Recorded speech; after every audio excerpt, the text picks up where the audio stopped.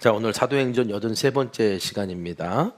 우리는 지금까지 복음을 들으려고 하지 않는 시대에 어떻게 우리가 복음을 전할 수 있을까? 안토니아 요새 층대에 서서 성난 유대인 군중 앞에 복음을 전하고자 했던 그 바울의 설교를 통해서 오늘 우리가 그것을 알아보고자 했습니다. 바울은 성난 유대인 군중 앞에서 천부장에게 변호할 기회를 얻었죠. 그래서 이제 유대인들 앞에서 하나님의 말씀을 증거하고 복음을 증거하려고 했는데 기대와는 달리 바울의 노력은 실패한 것처럼 보였습니다.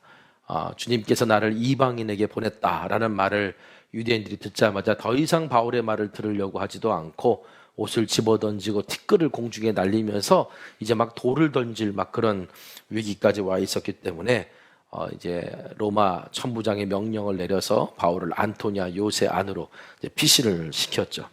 자, 복음을 전하려고 섰는데 설교가 중단되고 사람들의 분노 때문에 요새 안으로 돌아올 수밖에 없었어요. 여러분, 바울은 그러면 실패한 걸까요? 여러분 어떻게 생각하세요? 제가 그런 말씀 드렸습니다. 바울은 실패한 게 아니라고. 왜냐하면 우리가 복음을 전했을 때 그 사람이 복음을 듣고 예수를 믿는 것만이 전도자의 성공은 아니라는 거죠. 그렇죠? 전도자의 성공은 때를 얻든지 못 얻든지 복음을 전하는 것이 전도자의 성공이에요. 그렇다면 전도자의 실패는 뭐예요? 복음을 전하지 않는 것. 이래서 복음을 못 전해, 저래서 복음을 못 전해. 그러면서 복음을 전하지 않는 것이 전도자의 실패라는 거예요. 왜 그러냐? 우리 전도자는 전도하고 복음을 전하는 사명이 있는 것이지. 열매를 맺게 하시는 분은 누구라고요? 하나님의 일이기 때문에. 그러므로 바울의 노력은 결코 실패한 게 아니었습니다. 여러분, 우리가 여기서 뭘 깨달을 수 있냐면 우리가 지금 살고 있는 이 시대가 점점 복음을 들으려고 하지 않는 시대가 되어가고 있어요. 그래서 오늘 우리는 복음을 이제 사람들이 들으려고 하지 않아요. 그래서 막 두려워해요. 그렇죠? 그런데 우리가 정말 두려워해야 될 것이 뭐냐면 우리가 낙심하여 복음을 전하려는 열정이 사라져버린 걸 두려워해야 된다는 거죠. 우리가 스스로 답을 정해놓고 한계를 정해놓고 복음을 전하려고 하는 그런 마음조차도 없어진 그것을 두려워해야 된다는 거예요. 여러분, 이런 의미에서 사도 바울은 언제나 늘 승리한 전도자였습니다. 오늘 저와 여러분이 바울처럼 승리한 전도자 되시기를 간절히 소망합니다. 바울은 그의 생애 내내 복음의 열정을 잃어버린 적이 없어요. 우리도 주님 앞에서 그 복음의 열정을 늘 간직하고 있는 오늘 저와 여러분 되시기를 간절히 소망합니다. 자, 이제 천부장이 바울에게 왜 변호할 기회를 줬을까?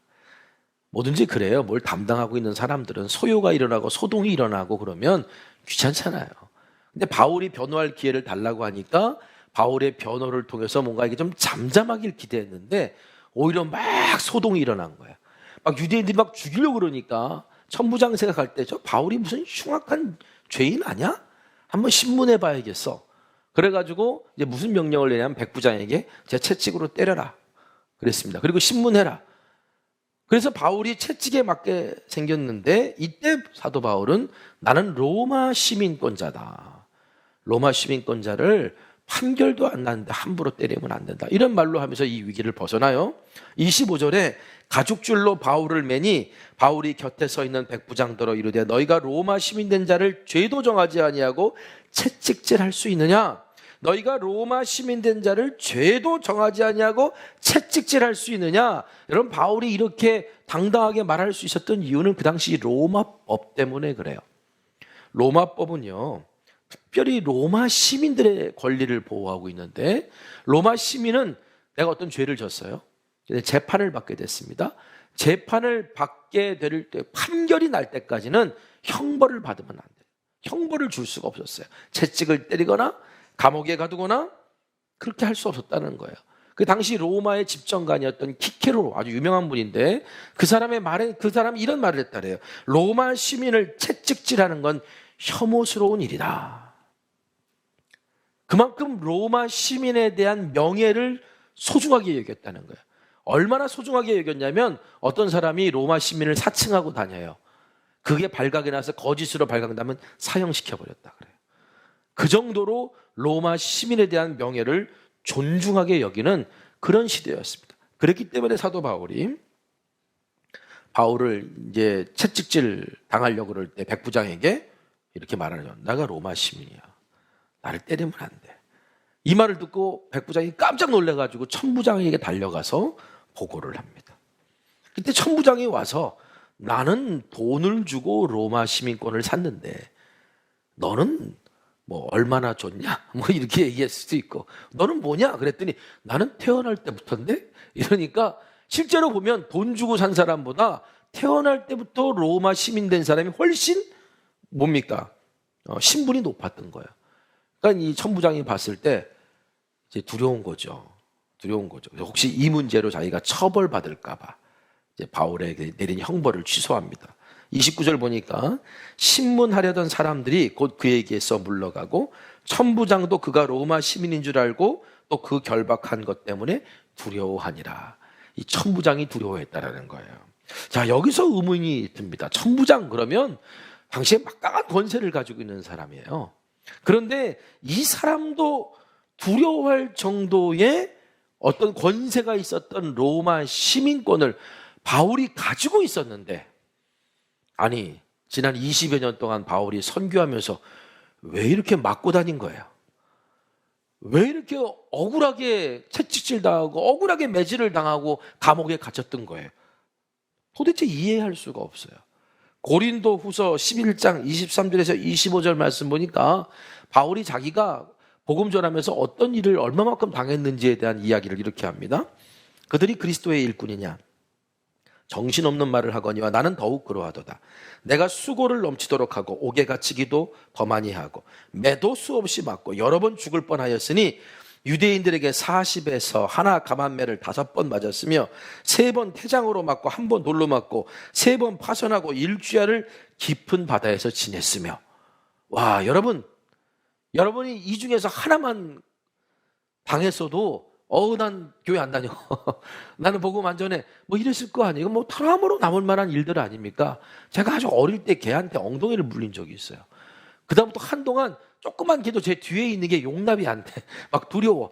이 정도인데 한 번만 겪어도 다시는 생각하기 싫은 걸 바울은 수없이 겪었습니다. 그런데 여러분, 그렇게 억울하게 매맞는 상황, 그가 겪었던 그 수없이 많은 상황을 자기가 로마 시민이다라는 것만 밝혔어도 그냥 넘어갔을 문제예요. 그런데도 바울은요, 바보처럼 그 권리를 쓰지 않고 매질을 당해요. 세상적으로 볼 때 정말 어리석은 사람입니다. 자, 그런데 오늘 본문을 보면, 오늘 본문에서는 또 이상하게 채찍으로 맞으려고 하는 그 순간에 로마 시민의 권리를 이용해서 피해가는 걸 보게 돼요. 지금까지는 로마 시민의 권리를 사용하지 않고 매를 얻어맞았는데 이번에는 왜 로마 시민의 권리를 사용해서 피해갔을까? 제가 오늘 여러분들과 함께 나누려고 하는 말씀이 이겁니다. 그리고 오늘 이 말씀을 통해서 우리에게 주신 하나님의 말씀이 있어요. 우리가 깨닫고 결단할 수 있는 저와 여러분 되시기를 바랍니다. 자, 보세요. 바울이 만일 로마 시민의 권리를 이용하면서 복음을 전했다면 그 3차에 걸친 선교 여행 동안 당했던 그 수많은 고난을 많이 피할 수 있었어요. 대표적인 예로 사도행전 16장에 보면은 2차 선교 여행 때 바울이 빌립보라고 하는 도시에 들어갑니다. 마케도냐에서 건너오라라는 환상을 보고 들어가잖아요. 거기 들어갔을 때 이제 복음을 전하고 그리고 많은 사람들이 예수를 따르는 그 루디아라고 하는 여인을 만나서 또 교회가 세워지고 뭐 이런 일들이 있었는데 그 빌립보에 귀신 들린 여인이 점치는 여인이 있었어요. 그러니까 신 들린 무당 같은 여인이죠. 근데 그 여인이 이제 바울을 쫓아다니면서 괴롭히니까 바울이 그 여인에게서 귀신을 쫓아내요. 근데 문제는 그 여인이 정말 불쌍한 여인이었어요. 귀신 들려 점치는 여인이었는데 그 여인에게는 주인이 여럿이었어. 그 여인에게서 그 여인이 점치는 걸 통해서 돈을 벌던 사람들이 있었는데 바울이 귀신을 쫓아내고 마니까 그러니까 그 사람들이 수입이 끊겼잖아요. 그래가지고 바울과 실라를 빌립보 당국에 고발합니다. 근데 양심은 있었던 거야. 귀신 들린 사람에게서 귀신을 쫓아냈다고 고발할 수는 없잖아요. 그러니까 어떻게 고발했냐면 갑자기 유대인들이 이 빌립보 성에 와서 빌립보 성을 소란하게 하고 로마 사람들이 받지도 행하지도 못할 풍속을 가르친다. 다시 말하면 잘못된 걸 가르치고 다닌다라고 하는 그런 이유로 빌립보 당국에 고발했더니, 그랬더니 빌립보 당국에서 바울과 실라를 붙잡아다가 매질을 엄청나게 하고 감옥에 가둬요. 이제 우리가 여기서 아는 이야기, 바울과 실라가 그럼에도 불구하고 감옥에서 찬송과 기도했을 때 옥문이 열리고 도망가지 않으니까 간수장이 그걸 보고 감동받아서 복음을 듣고 예수 믿는 사건이 이제 일어난 이야기가 바로 이때 일어난 건데, 자, 그 다음 날 되었을 때 빌립보 당국에서 갑자기 바울과 실라를 석방시킵니다. 그러니까 자기들이 봤을 때 뭐 이거는 감옥에 가둘 만한 범죄가 아닌 거야. 그러니까 조용히 나가라 그래요. 조용히 나가라 그러니까 바울과 실라가 이제 그 말을 듣고 바울이 이렇게 아주 공식적으로 항의를 해요. 16장 37절 보니까 바울이 이르되 로마 사람인 우리를 죄도 정하지 아니하고 공중 앞에서 때리고 옥에 가두었다가 이제는 가만히 내보내고자 하느냐? 아니라 그들이 친히 와서 우리를 데리고 나가야 하리라 한대. 자, 이게 무슨 말이냐면 당신들이 지금 우리가 누군지 알아? 로마 시민권자야. 그런데 바울만 로마 시민권자가 아니라 바울과 함께 있었던 실라도 로마 시민권자예요. 그러니까 두 명을 재판도 하지 않고 두들겨 패서 감옥에 넣었으니까 이게 나중에 로마 당국에 들어가면 이게 큰 벌을 받을 그런 상황인 거예요. 그러니까 이제 큰 소리 치면서 바울이 뭐라 그랬냐면 책임자 나오라 그래. 제일 높은 놈 나오라 그래. 그렇게 부른 거예요. 바울이 이때 큰 소리 치는 장면을 우리가 성경에서 보잖아요. 그랬더니 빌립보 당국의 치안관이 제일 높은 사람이 와가지고 사죄를 하고 그리고 바울에게 제발 조용히 떠나주시면 안 되겠습니까? 라고 부탁하는 장면이 사도행전 16장에 나와요. 여기서 읽으면서 이해가 안 되잖아요. 아니 처음부터 나는 로마 시민권자야 라고 밝혔다면 매를 맞을 일도 없고 감옥에 들어가서 그 고생할 일도 없는데 왜 처음부터 밝히지 않았을까요? 아마 밝혔다면 매 맞지도 않고 옥에 들어가지도 않았을 거예요. 그렇게 해서 풀려날 수 있었을 거예요. 그런데 여러분 보세요. 바울이 고발당한 거는 유대인들이 성을 소란케 하고 빌립보 사람들이 로마 사람들이 따르지도 못할 잘못된 가르침을 전한다는 사유로 고발당했어요. 근데 바울이 나는 로마 시민권자라고 밝혀서 풀려난다면 바울의 행동이 무죄여서 풀려난 거예요? 로마 시민권자이기 때문에 풀려난 거예요. 로마 시민권자이기 때문에 풀려난 거예요. 그렇죠? 그러면 지금 뭐는 남아요? 그렇죠. 당국 사람들이 빌립보 당국에 고발한 그 죄는 여전히 유죄로 남아있는 거예요. 그럼 그 다음에 어떻게 될까요? 바울이 떠나고 난 다음에 빌립보에 남아서 신앙생활하며 전도하는 사람들이 그 전도가 될 수 있었을까요? 그들이 여전히 박해받고 괴로움을 당하지 않았겠습니까? 그래서 바울은 복음을 전하기 위해서 자신이 로마 시민인 것을 밝히지 않고 그 권리를 이용하지 않았던 거예요. 여러분, 이처럼 바울은요, 권리가 있어도 그리스도의 복음에 장애가 되는 일이라면 그 권리를 사용하지 않았어요. 이러한 바울의 선교적 태도가 잘 나와 있는 말씀이 고린도전서 9장 12절입니다. 한번 같이 읽어보겠습니다. 자, 시작. 다른 이들도 너희에게 이런 권리를 가졌거든 며 우리 일까 보냐. 그러나 우리가 이 권리를 쓰지 아니하고 범사에 참는 것은 그리스도의 복음에 아무 장애가 없게 하려 함이로다. 내가 뭐 여러 가지 권리가 있는데 여기서는 특별히 자비랑 사역에 관한 이야기이긴 합니다만 내가 권리를 누릴 수 있는 게 많은 것이 있는데 복음에 장애가 되기 때문에 나는 그걸 안 쓰는 것뿐이다라고 그렇게 사도 바울이 말해요. 여러분, 복음을 들으려고 하지 않는 시대에 복음을 전해야 되는 우리가 바울에게서 배워야 될 게 바로 이거라고 저는 생각합니다. 요즘 우리가 사는 세상은요, 참 권리를 대단히 중요하게 여기는 세상입니다. 그렇죠? 그래서 권리가 있다면 그 마땅히 누릴 자격이 있는 건 당연한 거지. 그런데 그 권리를 누군가 조금이라도 침해하거나 빼앗으려고 그러면 난리가 납니다. 그래가지고 이제 국민청원도 넣기도 하고, 언론사에 제보하기도 하고, SNS에 막 올리기도 하고, 막 이렇게 하면서 하여튼 다 둘러놓지요. 근데 오늘 우리도 뭐 당연히 권리는 내가 지켜야 되는 거고 누려야 되는 거예요. 근데 오늘 우리가 지금 어떤 권리를 행사하려고 그러고, 그리고 내가 지금 그 권리를 지키려고 그럴 때 그리스도인 된 우리들이 먼저 좀 생각해 봐야 될 게 있어요. 그게 뭐냐면, 권리를 주장하는 건 당연한 것일 수 있지만 그 권리를 주장함으로 말미암아 더 중요한 것을 혹시 잃지는 않을까? 이런 생각들을 우리가 해봐야 된다는 거예요. 여러분, 우리가 선교적 교회로 전환한다는 얘기예요. 선교적 교회가 뭐냐? 교회는 원래 본질적으로 선교적이에요. 그런데 이 선교적 교회라는 의미는 뭐냐면, 교회가 더 이상 끌어모아서 우리끼리 모이는 게 아니라 오늘 저와 여러분이 다 세상에서 파송된 선교사로 살아야 된다는 거죠. 세상에서 파송된 선교사로서 살아가야 되는 것을 우리가 알고 있는 공동체, 그 모임이 바로 선교적 교회인 거예요. 그래서 내가 세상에서 복음을 전하고 사는 삶을 살아야 되는데, 선교사적인 삶을 살아야 되는데, 혹시 나의 행동이 하나님의 영광을 가리고 복음을 전하는데 방해가 되고 있지는 않는가를 생각해 봐야 된다는 거예요. 바울은 그걸 늘 생각하고 있었어요. 그래서 권리보다 복음을 더 앞세웠고요. 그래서 복음을 위해서라면 자기가 아무리 권리가 있어도 다 포기할 수 있었던 사람, 그 사람이 바로 바울이에요. 자, 그런데 오늘 본문을 보니까 바울은 지금까지는 좀 다른 모습을 보이잖아요. 이제 바울이 안토니아 요새로 끌려와서 가죽줄로 딱 묶였어요, 형틀에. 이제 채찍을 맞아야 되는 거예요. 채찍을 맞아야 되는데 바울이 그 백부장에게 이렇게 말해요. 나 로마 시민이야. 너 나 때리면 큰일 나. 뭐 이렇게 얘기를 한 거예요. 여러분, 바울이 왜 그랬을까요? 평상시엔 잘도 맞았는데, 평상시에는 그냥 아무 말 안 하고 맞았는데, 왜 이번에는 백부장에게 야, 나 로마 시민인데 날 때리면 큰일 나. 왜 이런 얘기를 했을까요? 혹시 로마인들이 때리는 그 채찍이 너무 무서워서 그랬을까? 여러분, 바울은 지금까지 복음을 전하다가 정말 심한 매를 많이 맞았잖아요. 40의 하나 감한매를 무려 5번을 유대인들에게 맞았다 그래요. 여러분, 40에 하나 감했다. 39대.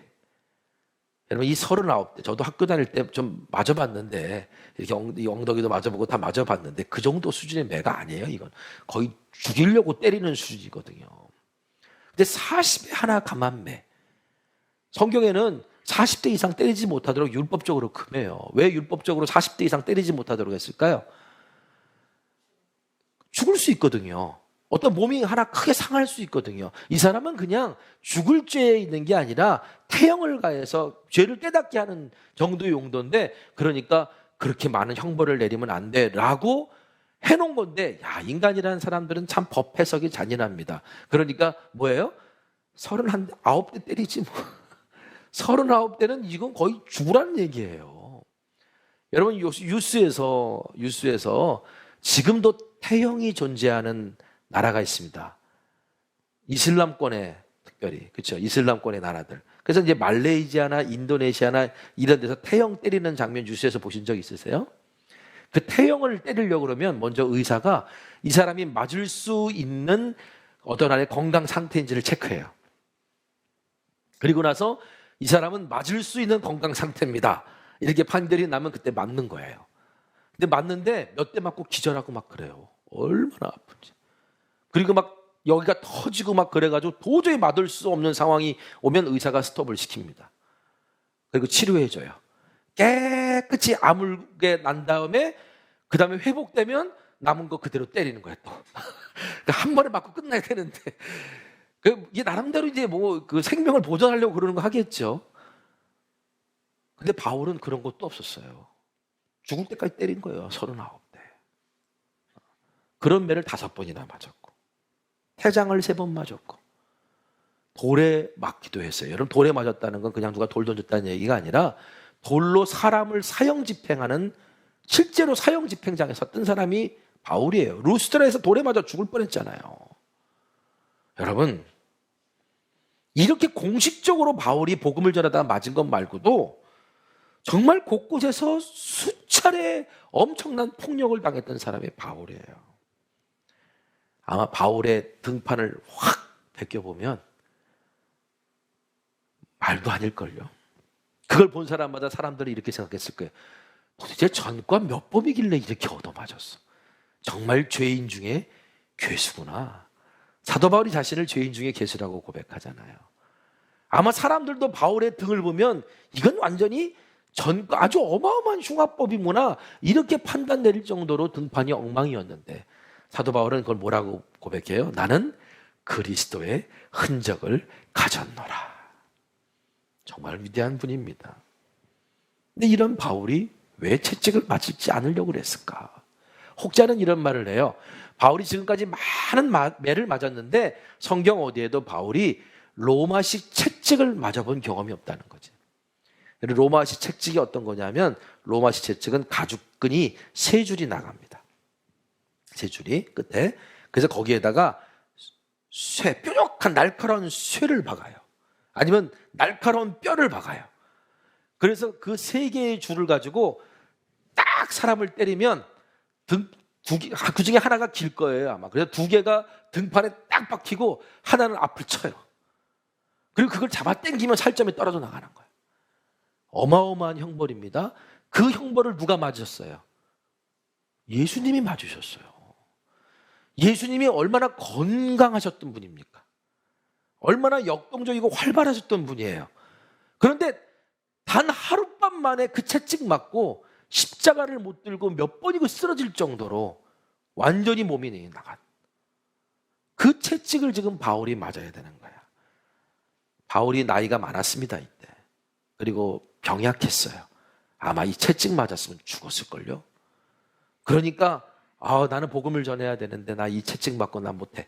뭐 이렇게 채찍이 두려워서 혹시 거부했을까? 근데 사실 그것도 말이 안 되는 게 바울은 이미 예루살렘에 올 때 죽음을 각오하고 왔어요. 사도행전 21장 13절에 바울이 대답하되 여러분이 어찌하여 울어 내 마음을 상하게 하느냐? 나는 주 예수의 이름을 위하여 결박당할 뿐 아니라 예루살렘에서 죽을 각오도 하였느니라. 아니 죽을 각오할 사람이 그렇게 매를 맞아 입은 사람이 로마인의 채찍이 두려워서 안 맞으려고 그랬을까요? 그렇다면 바울은 왜 로마 시민의 권리를 사용해서 이 채찍을 안 맞으려고 그랬던 걸까요? 저는 뭐 비슷한 이야기라고 생각해요. 빌립보에서 억울하게 매를 맞고 감옥에 갇혔을 때 그 다음날 바울과 실라가 석방됐다 그랬잖아요. 조용히 가라 그랬어요. 그랬더니 바울이 나 로마 시민권자야. 그제서야 밝히고 제일 높은 놈 나오라 그래. 그런 거예요. 그 사람이 치안관이 왔어요. 그래서 공식적인 사과를 받았어요. 난 그냥 못 나가. 그들이 데리러 와서 가야만이 난 가. 이렇게 말한 거예요. 왜 그랬을까요? 똑같은 원리입니다. 만약에 바울이 조용히 풀려났다면 이제 남아있는 사람들은 박해받아야 될 일이에요. 사람들은 여전히 오해가 사라지지 않았을 거예요. 그런데 높은 사람들이 와가지고 직접 모셔가니까 사람들이 그걸 보고 어떻게 생각했을까요? 저 사람들은 죄가 없구나 라고 하는 당위성을 준 거죠. 바울이 그렇게 하기 위해서 바로 그런 행동을 했던 것처럼 여기서도 마찬가지예요. 바울은요, 복음을 위해서라면 얼마든지 고난당할 수 있는 사람이었습니다. 근데 지금 바울은 뭐 때문에 지금 고난당하게 생겼어요? 성전을 더럽혔다라고 하는 오해, 거짓 선동 때문에 지금 고난당하게 된 거예요. 근데 여기서 내가 그냥 시민권의 권리가 있음에도 그냥 매를 맞았다는 걸 인정하는 것밖에 안 되는 거잖아요. 그러니까 바울이 거기서 나는 복음을 위해서 나는 로마 시민권을 사용한다라고 말했던 거예요. 여기서 우리가 뭘 깨닫느냐? 바울은 복음을 전하는 일이라면 자신의 권리를 사용할 수도 있었고 복음을 위해서라면 자신의 권리를 얼마든지 포기할 수도 있었던 사람이었다.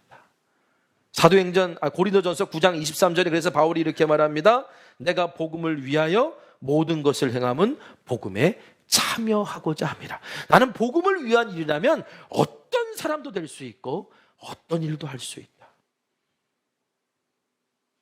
여러분, 그러므로 바울처럼요, 복음을 위해서 내가 중심을 잃지 않고 사나 죽거나 그리스도를 위해 사는 것이 정말 중요한데 문제는 이거를 분별하는 게 생각보다 쉽지 않아요.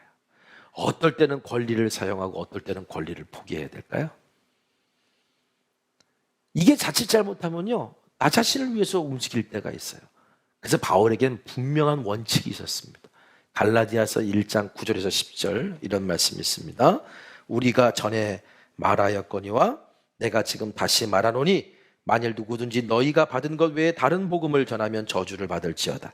이제 내가 사람들에게 좋게 하랴 하나님께 좋게 하랴 사람들에게 기쁨을 구하랴 내가 지금까지 사람들의 기쁨을 구하였다면 그리스도의 종이 아니니라. 지금 바울의 원칙은 뭐예요? 여기서 사람은 자기도 들어가는 거예요. 나에게 좋은 걸 선택하는 게 아니라 하나님이 기뻐하시는 일을 선택하겠다. 하나님이 영광 받으실 일을 선택하겠다. 바울이 권리를 사용하고 사용하지 않는 것은 그 기준이 있었던 거예요. 여러분, 바울은 당시 사람들이 부러워하고 얼마든지 두려워할 수 있는 로마 시민의 권리를 이용할 수 있었지만 그 권리를 사용하기 전에 먼저 나는 누구인가부터 물었던 사람입니다. 자, 오늘 본문에서 첫 문장이 바울에게 묻습니다. 네가 로마 시민이냐? 그랬더니 바울이 나는 로마 시민이다. 이 말을 듣고 천부장이 두려워해요. 여러분, 천부장이 왜 두려워했어요? 천부장은 황제가 직접 임명하는 군인 계급입니다. 당시 유대에서 그보다 높은 사람은 로마 총독밖에 없었어요. 그런데 도대체 뭐가 무섭다고 두려워해요? 바울을 두려워한 게 아니에요. 바울이 가지고 있는 신분이 두려웠던 거지. 로마 시민권자라고 하는 신분이 두려웠던 거예요. 로마 시민권 자체의 힘이 있었던 거예요. 여러분, 그 힘은 그러면 어디서 나와요? 로마 제국의 힘에서 나오는 겁니다. 예전에는 우리나라 여권을 가지고 어디 가면 대접을 잘 못 받았는데, 근데 이제는 많이 좋아져서 어디 가면 좀 대접받잖아요. 왜? 국력이 있고 힘이 있으니까. 힘이 있으니까. 로마 시민권의 힘은 로마 제국이 강력하면서 나온 거예요. 근데 여러분, 천부장도 원래 로마 사람이 아니에요. 헬라 사람이었을 거예요. 헬라 출신의 군인이었거나 군인이 되려고 했던 헬라 청년이었을 거예요. 근데 이 사람은 돈이 많은 부자였어요. 그래서 자기가 군인이었다면 내가 아무리 능력이 좋아도 로마 시민이 아닌 이상은 더 이상 올라갈 수 없는 데가 있는 거야. 그러니까 천부장은 로마 시민이 아니면 안 돼. 그러니까 자기가 많은 돈을 들여서 로마 시민권을 사들였고, 그러나 돈으로 산 로마 시민권이기 때문에 또 승진하려면 제약이 따를 거 아니에요. 그러니까 자기가 뭔가 군인으로서 성공하기 위해서 전장에 나가서 목숨을 걸고 생명을 다해 싸워서 로마 시민권을 획득한 사람으로서 천부장이란 지위까지 올랐던 그런 사람이었을 거예요. 근데 이 사람의 이름이 사도행전 23장에 나오는데 글라우디오 루시아라는 사람입니다. 글라우디오라고 하는 이 이름이 놀랍게도 당시 황제의 이름이에요. 글라우디오는 주 41년부터 54년까지 로마를 통치했던 황제고요. 아마 이 황제 재위 시절에 이 루시아가 로마 시민권을 획득했을 가능성이 커요. 우리나라의 그 조선의 왕들은 본명이 성이 이씨고 이름은 외자였습니다. 왜 외자였는지 여러분 아세요? 그리고 그 이름도, 그 한자도 일반인들이 잘 안 쓰는 글자들을 썼어요. 저도 책에서 읽은 건데, 왜 외자였냐면, 아니, 왕 이름 때문에 좀 기름은 좋잖아요. 김수환, 거북이와 두루미, 이래가지고 쫙 이제, 기름은 좋잖아요. 그렇죠? 그런데 왜 외자를 썼냐면, 왕의 이름을 함부로 백성들이 쓸 수 없게. 그러니까 내가 이제 이도, 세종 아닙니까? 이도. 그러면 이 도라는 글자를 이제는 자녀를 낳았을 때 넣을 수가 없었어. 감히 왕의 이름을 어떻게 넣냐고. 그래서 그 글자는 빼게끔 만들었어요. 근데 왕의 이름이 세자, 네자 돼보세요. 그러면 어떻게, 이름을 줄 때 그 네 자 이상 뺀다는 거 쉽지 않은 일이잖아요. 그러니까 딱 한자만 그렇게 썼다라는 그런 얘기가 있더라고요. 왜? 유교적인 나라니까 왕의 이름을 어떻게 함부로 써. 근데 로마는 좀 달랐습니다. 로마는 자기가 존경하는 사람의 이름을 줬어요. 루시아가 로마 시민권을 딴 다음에 새 이름을 자기에게 진 거예요. 내가 글라우디오 황제의 은총으로 로마 시민권자가 되었으니 나는 이제 글라우디오에게 영광을 돌리며 살 거다. 나는 황제의 사람이다 라고 하는 걸 강조하기 위해서 글라우디오라고 하는 이름을 썼을 겁니다. 왜? 천부장 루시아에게 로마 시민권은 자기 인생의 목표였고 황제의 이름으로 사는 것이 자기의 꿈이었어요. 거기에 권세가 있다고 믿었기 때문에. 자, 그런데 천부장보다도 더 높은 신분의 로마 시민이었던 사도 바울은 로마 시민인 것을 자랑하지도 않았고 어떨 때는 그 권세도 사용하지도 않았어요. 왜 그랬을까요?